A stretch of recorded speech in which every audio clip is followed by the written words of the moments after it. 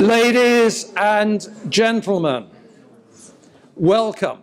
Now, there is, and always has been, only one sensible way to leave the European Union, and that is without a deal.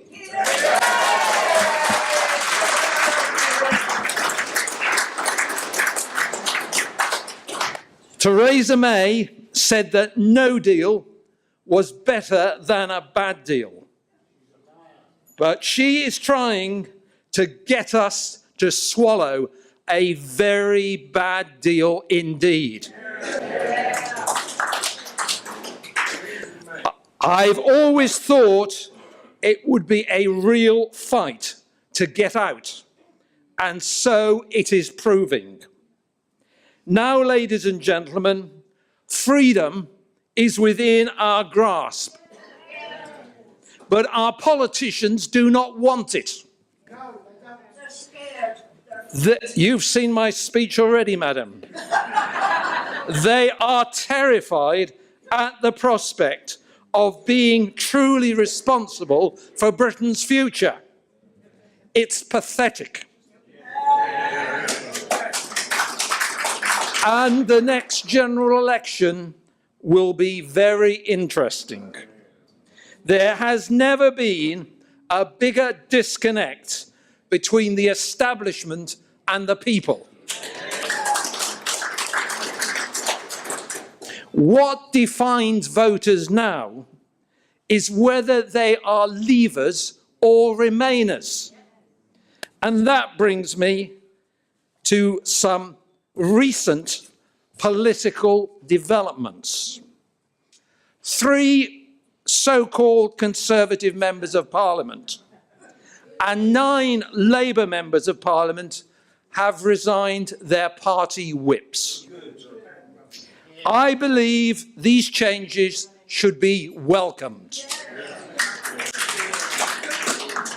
All of these members of Parliament fought the last general election on Leave manifestos, and most of them voted for Article 50 so that we could leave the European Union in 30 days' time on the 29th of March 2019. However, I do not believe in their heart of hearts any of these members truly accepted the result of the 2016 referendum. The fact that they have now revealed themselves in their true colours is to be welcomed. All that remains for them to do now is to follow the honourable course, resign their seats, and fight by-elections. Fight those by-elections as the supporters of the supremacy of the European Union. This is the honourable course that Douglas Carswell and Mark Reckless followed in 2014. To their great credit, and thus gained the support of their constituents. I also have some advice for Mr. Chuka Umahr, who seems to be the prominent member of this new grouping. Chuka, this country does not want another Tony Blair as Prime Minister. Now I turn to the actions of 3 Conservative MPs in joining this group. Their actions have inadvertently shone a bright light on the democratic processes in the Conservative Party. You may remember that Mr. Cameron and Mr. Osborne were so uncomfortable with Conservative values that they wanted Labour and Lib Dem voters to help select Conservative candidates. And that's how we got Sarah Wollaston, with Labour and Lib Dem votes. Ladies and gentlemen, a very brief word about Miss Soubry. She has claimed that every Conservative leader for the last 40 years has been brought down by some internal right-wing coup. Here are the facts, Miss Soubry. Every Conservative leader for the last 40 years has resigned following a significant general election defeat or a defeat in a referendum. There are, however, two exceptions to that golden rule. The first one is Margaret Thatcher. I don't think somehow she was tumbled by a right-wing coup. There was a coup, but that is a misdescription. And the second one is Ian Duncan Smith.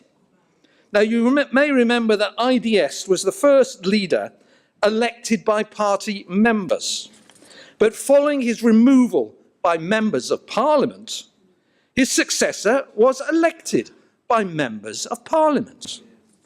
Then again, in 2016, a leader was elected by members of Parliament alone.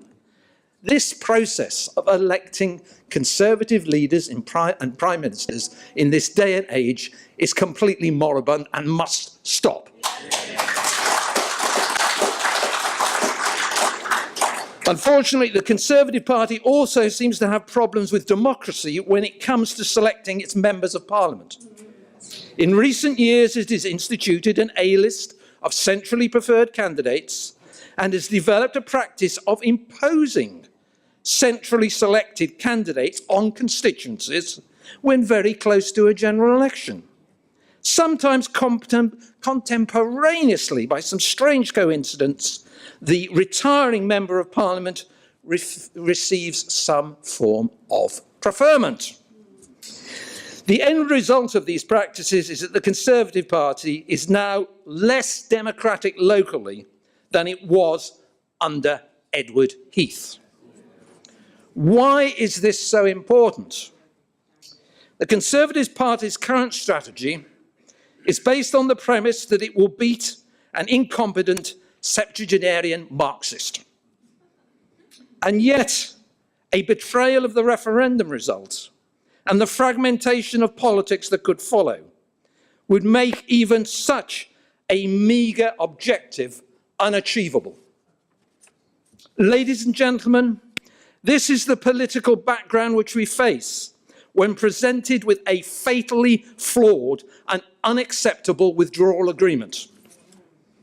We have not even been duped into this agreement, but have willingly accepted a false division between leaving and the future relationship.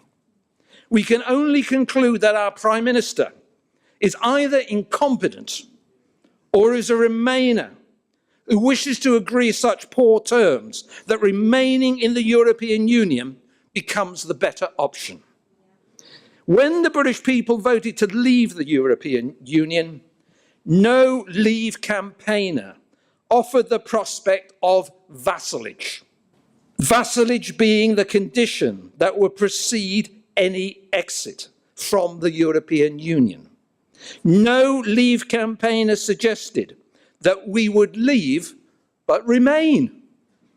Remain for years subject to the rules of the EU and pay £39 billion for the privilege.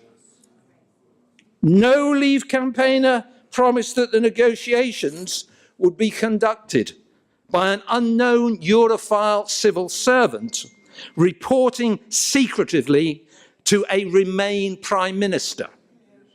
These propositions would have been regarded as ridiculous and contemptuous.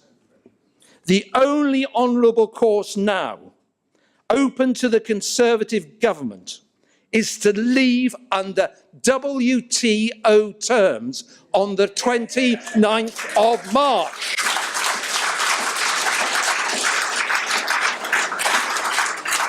Hoping that the British people won't notice vassalage is nothing but a contemptuous insult. British business, meanwhile, has been getting on with the job, and thousands of businesses, large and small, have been spending their money in preparing to leave under WTO terms in 30 days' time.